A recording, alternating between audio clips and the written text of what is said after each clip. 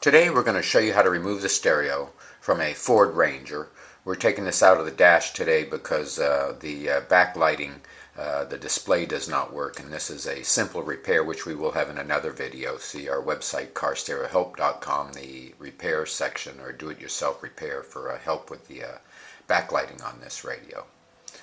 But first we're going to start off with opening the ashtray, and in the back center of the ashtray is a little clip that we're going to push down. This clip pushing down releases the ashtray and allows you to remove it from the dash.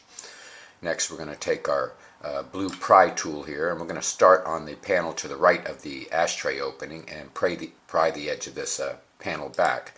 What this is going to do is release clips, and we're going to work our way across this panel all the way across the dash to remove this panel all the way to the passenger side. Now again, this panel releases with clips, and we're going to remove this panel and set it to the side. Next we're going to move back over to the left side of the ashtray opening and remove the cigarette lighter and begin prying along the right edge of this panel and work our way across to the left. This will release again all the clips, and we will remove the panel and set this to the side. Here comes one of the more difficult parts here is we're going to move to the left side of the steering column. We're going to pull the headlights on. And if you twist the knob around, you'll see a little notch in the side of the knob here. And we're going to put a flathead screwdriver in this notch and pull this flathead screwdriver towards us. And as we're pulling it towards us, it will release the knob and we can set this to the side. Be sure to push the control back in so we don't leave the headlights on while going through this process and causing the battery to go dead. Now we're going to start the outside edge of this panel and start prying this panel from the dash. Again, the clips will release with pry pressure, and as we work our way across, all the clips will release, and we remove this panel and set it to the side.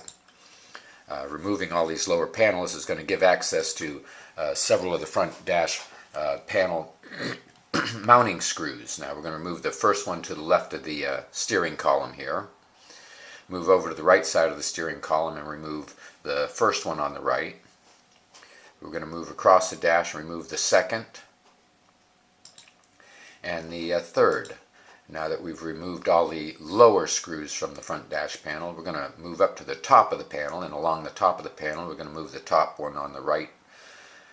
Move across to the towards the center of the dash, remove the second screw. These screws all go straight up. We're going to move over to the final and third screw here on the left. Now that we've removed all these screws, if you have the opportunity to lower the steering column, now is a good time. This will help give a little bit of room when it comes removing the panel.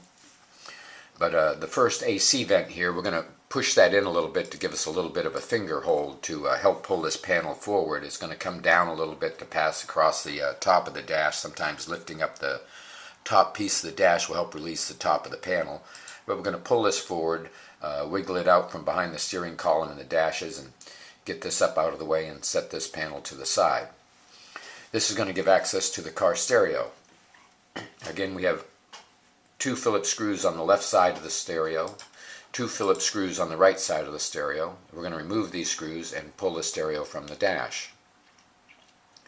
Once the stereo is pulled from the dash, we're going to look around towards the back of it, and at the back is the antenna connection. This antenna releases very easily. You grasp the base of the antenna and the cable at the same time, and this one will just pull out of the back of the stereo. On this particular Ford, for its year, the Ford connectors are wired out of the back of the stereo. In many cases you may find the connectors go directly into the back of the stereo. They are the same connectors, just different connectors and so on. But we're going to go to the first connector here, and if you look towards the center of it, there's a little trigger on this connector, and we're going to push this connector down, and it's going to allow us to unlock the connector and wiggle it loose. Now we're going to move over to the second connector as well and push the trigger down on this one. This one as well will release from its connector and will allow us to release the stereo from the dash. Now we can pull the stereo from the dash and get it into the bench. Again, see our video for repair of the backlighting here, and see our other websites and our full library of removal guides and repair guides at carstereohelp.com, and thank you for watching.